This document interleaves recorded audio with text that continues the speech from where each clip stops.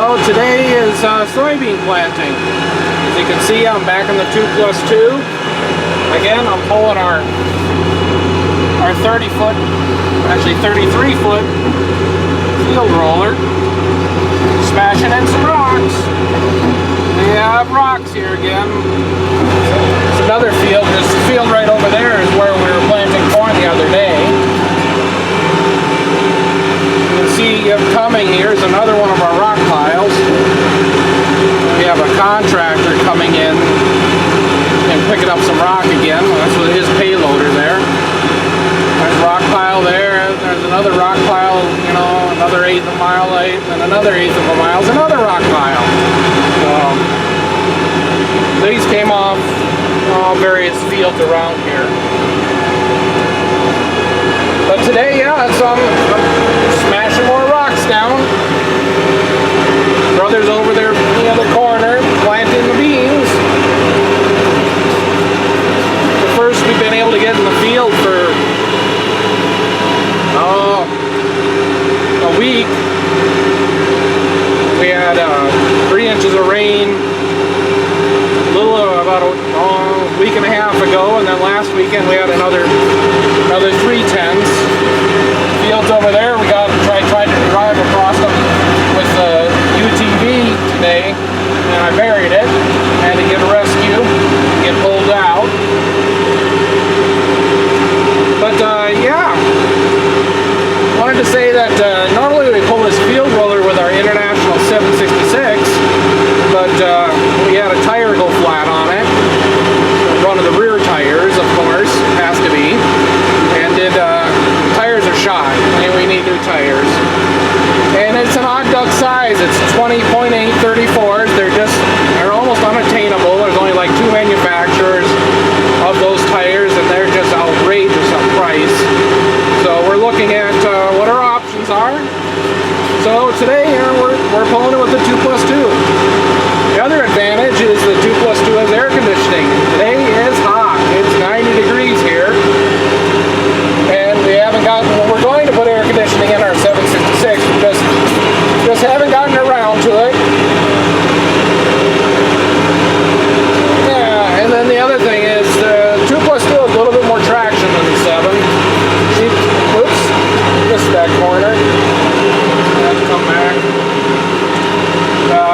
Yeah, the 766 is just 2-wheel drive with singles on the rear. In conditions, normal conditions like what we're in, it does just great. But we have a couple valleys on this field, and I'd hit them with a lot of speed if I had the 7.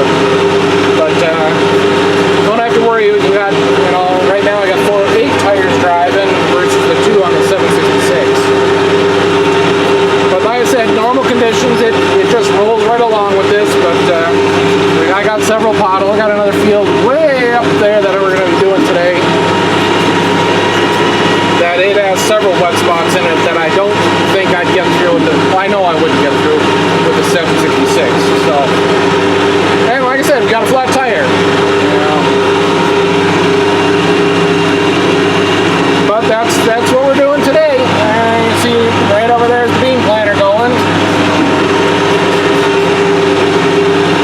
So here's the rig today. You can see my field roller back here. This is a Crow Enterprise, Crow Farms construction.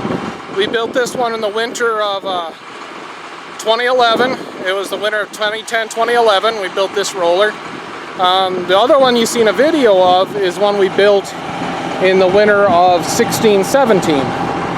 This one we used to share with our cousin. We decided to build a second one, and he got the new one, and we got the older one. We prefer this one, he prefers that one. But I wanted to show you something here in the field. Something you don't want to see when you're running through the field. Here, if we can make it out.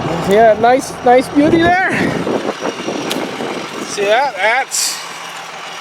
You don't want to see that baby in the field. There. I'm glad I saw that. That cut a tire up nice for a person. So, here's another view of the roller. thought I'd give you a view of the roller at work. Camera's not wide enough angle to get the whole thing, but if you can see the rocks, we got rocks. That's what we built this baby for.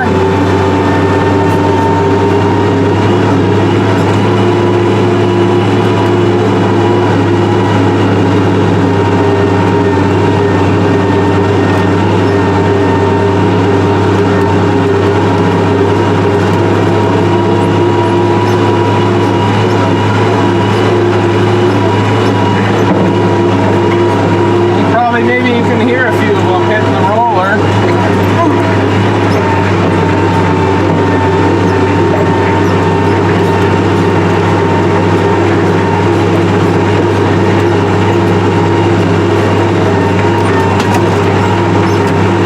There are a lot of guys that roll roller beans after they're planted.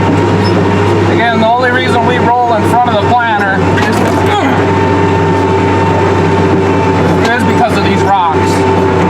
We didn't roll in front of our our corn planter one year, and we were repairing the corn planter from the damage the next. Knocked the chain off, bent a guard. I don't know. It didn't do a terrible amount of damage, but it could have. It could have come up and hit our fertilizer pump. We have some rocks like that. Again, we do pick them. I was out here picking with the skid steer, but the problem you have is, you know, you can't get them all, and they just keep coming back.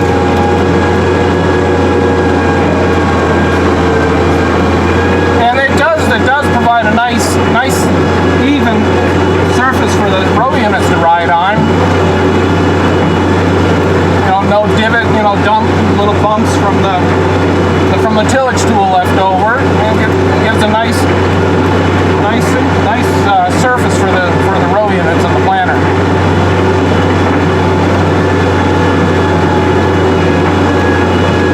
Well, this is the second field for today. I got the first one done. I think the planter is just finishing up there. Looks like he's moving into the field that I'm in. Complicates my life a little bit. I gotta try to avoid all the areas where he's planting, but haven't got too much left. Couple passes and we'll be done here and move on to the next field.